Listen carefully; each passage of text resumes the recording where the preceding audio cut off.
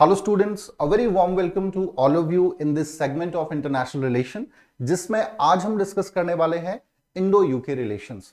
Specially जो अभी UK की पॉलिटिक्स में एक मेजर चेंज हमें देखने को मिल रहा है, the first Indian origin prime minister of UK. तो जानेंगे what exactly the impact of this. हमारी जो फॉरेन पॉलिसी है उसमें क्या हमें कुछ चेंज देखने को मिलेगा, क्या इंडो यूके रिलेशंस में कोई एक पॉजिटिव या नेगेटिव इंपैक्ट पड़ेगा इसका। इन सभी फैसेट्स को इस सेशन के माध्यम से आज हम डिस्कस करने वाले हैं। तो चलिए स्टूडेंट, शुरू करते हैं आज का सेशन। लेकिन सबसे पहले जो हमारा वीकली शेड्यूल है एक बार गो थ्रू करेंगे। तो डेली 10 एमसीक्यूज रिवीजन सेशन 10:15 बजे हमारा रहता है, इसे आप जरूर फॉलो कर सकते हैं। इंपॉर्टेंट फॉर दो स्टूडेंट्स जो एचपीएस एग्जाम की तैयारी कर रहे हैं, ठीक है जी। कैसे क्वेश्चन जो है एचपीएस एग्जाम में पूछे जा सकते हैं, going to help you lot. Other than this, mains current affair session, कैसे मेंस में क्वेश्चंस को अप्रोच करना है, करंट अफेयर्स के क्वेश्चंस को अप्रोच करना है, इसका आइडिया आपको इन्हीं सेशन से मिल सकता है। Other than this, daily current affair session 6:15 बजे हमारा सेशन रहता है, मस्ट वॉच वीडियो है, जरूर आप इसे फॉलो करें।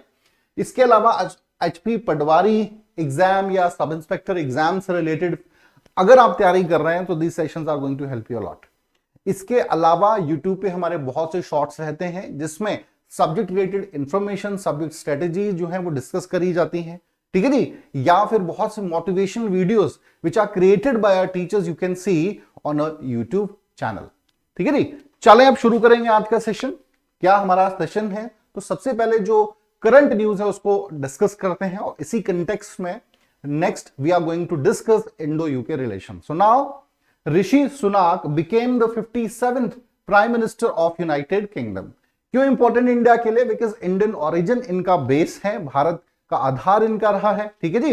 इंडियन ओरिजिन है ये बेसिकली, तो इसी वजह से कहीं ना कहीं एक कनेक्टिविटी भारत जो है ज्यादा इसके साथ फील कर रहा है, ठीक है ना। नाउ ये हुआ क्यों? क्योंकि अभी हमने देखा कि लास्ट 50 डेज में एक फॉर्मेंट क्रिएट हुआ यूके की पॉलिटिक्स में।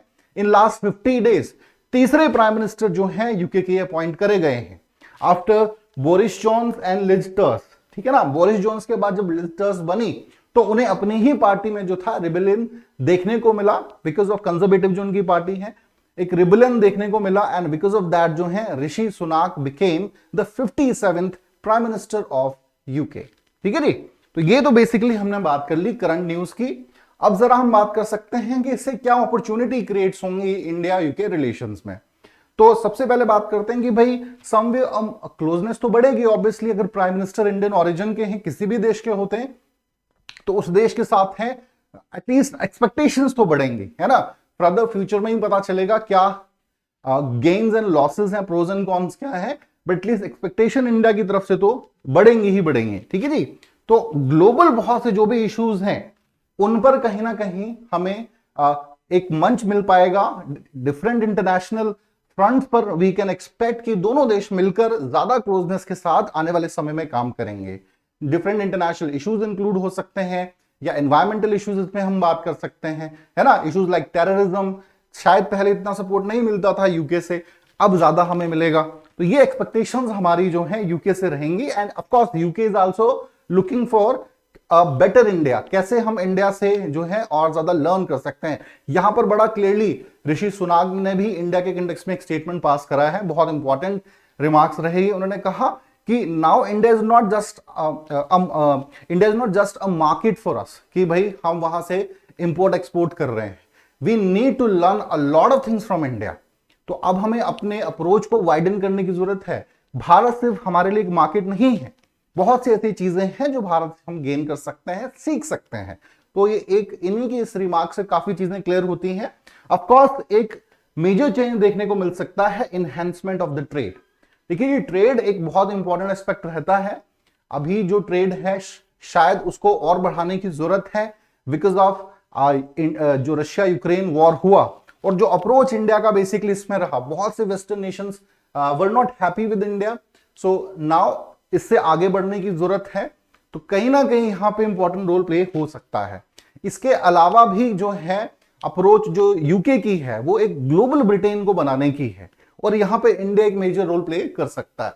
इसके अलावा एफटीए, देखिए जैसा मैंने बात करी कि एफटीए जो है महत्वपूर्ण रोल प्ले करेगा दोनों देशों के बीच के रिलेशंस को स्ट्रेंथन करने में।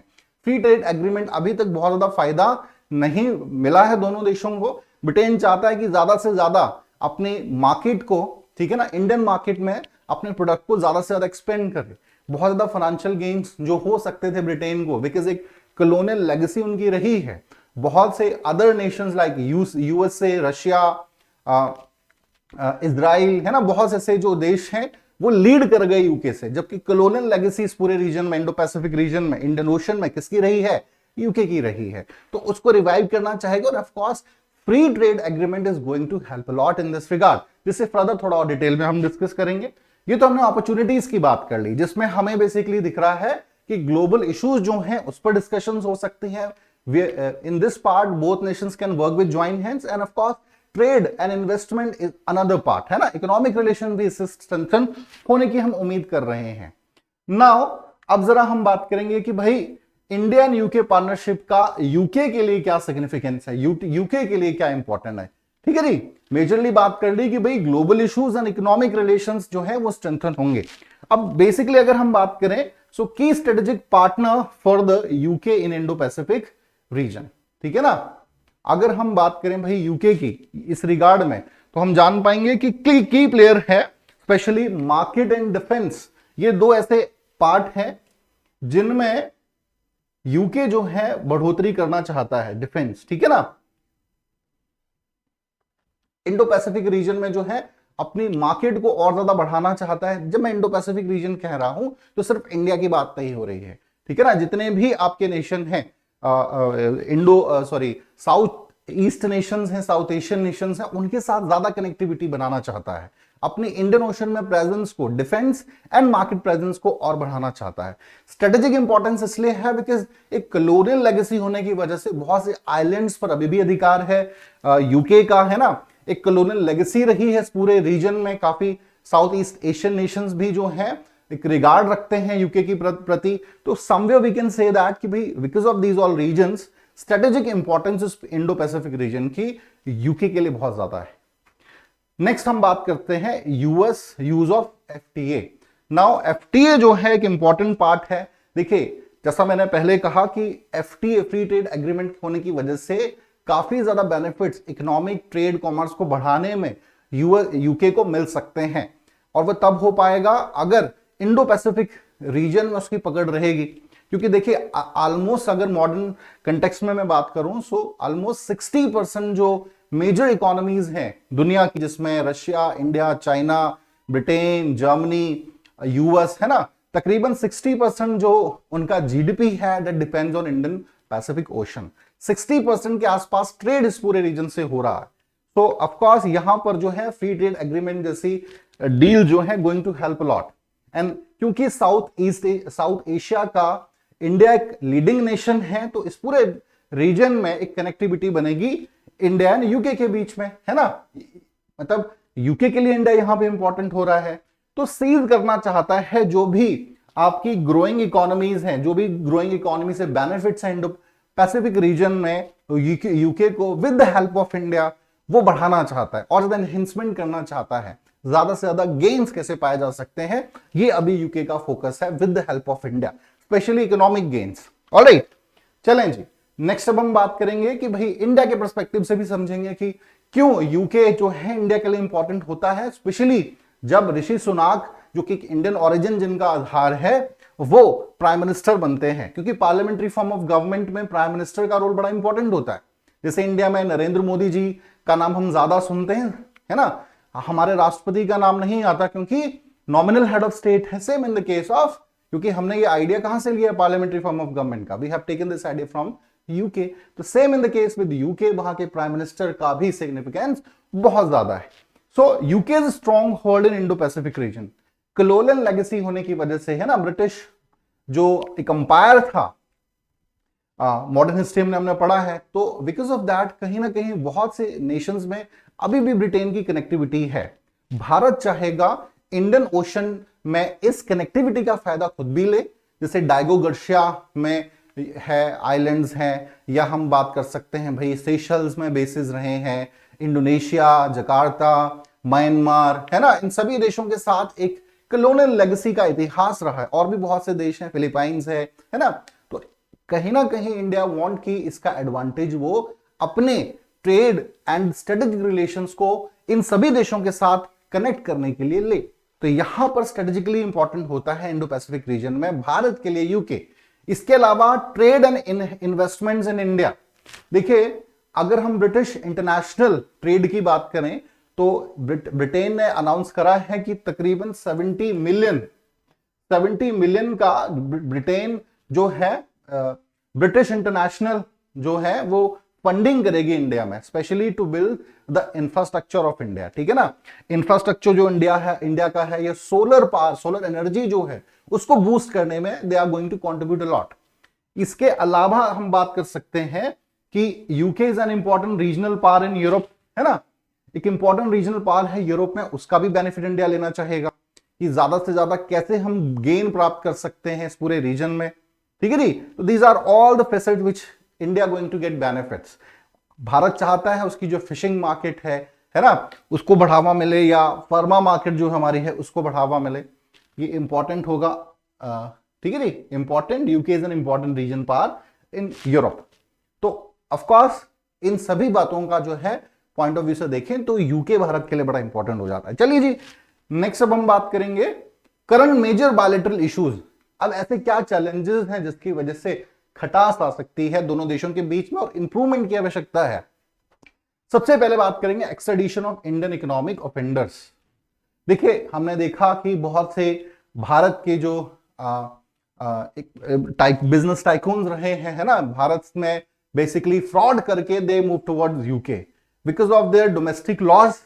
भारत जो है एक्स्ट्राडिशन की मांग करता रहा है, लेकिन जो लूप होल्स हैं कानून के, वहां के डोमेस्टिक लॉज के, उसकी वजह से ये एक्स्ट्राडिशन पॉलिसी जो है, ट्रीटीज ग्राउंड लेवल जो हमें देखने को नहीं मिली।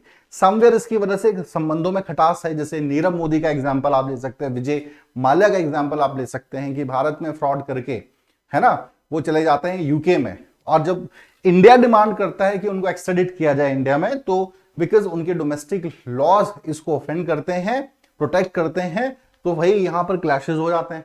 तो एक वे आउट इसमें देखना पड़ेगा आने वाले समय में। ऐसे तो जितने भी बहुत से ऐसे बड़े बड़े जो आपके बिजनेसमैन हैं वो फ्रॉड करके कल को जा सकते हैं। तो कहीं ना कहीं इसके लिए एक कह सकते हैं कि भाई need to look out. Now next है umbilical link between the British and Pakistani deep state. Now ये भी फैक्टर देखने की जरूरत है कि कॉलोनियल लेगेसी सिर्फ इंडिया के साथ ही नहीं है यूके की, पाकिस्तान के साथ भी है। एक मेजर डायस्पोरा जो है पाकिस्तान का reside in UK, Muslim diaspora का भी के साथ भी पाकिस्तान ज्यादा कनेक्ट है। जो जिनका जो डीप स्टेट पॉलिसी है, जैसे कश्मीर इशू पे बहुत से ऐसे पॉइंट हो सकते हैं जिसपे यूके सपोर्ट ना करे किसको, इंडिया को, डिसएग्री करता हो, तो यहां पर जो है थ्रू पाकिस्तान इन्वॉल्वमेंट बढ़ सकती है। ठीक है जी, तो कहीं ना कहीं जो है ये एक मेजर चैलेंज हमारे लिए आने वाले समय में है।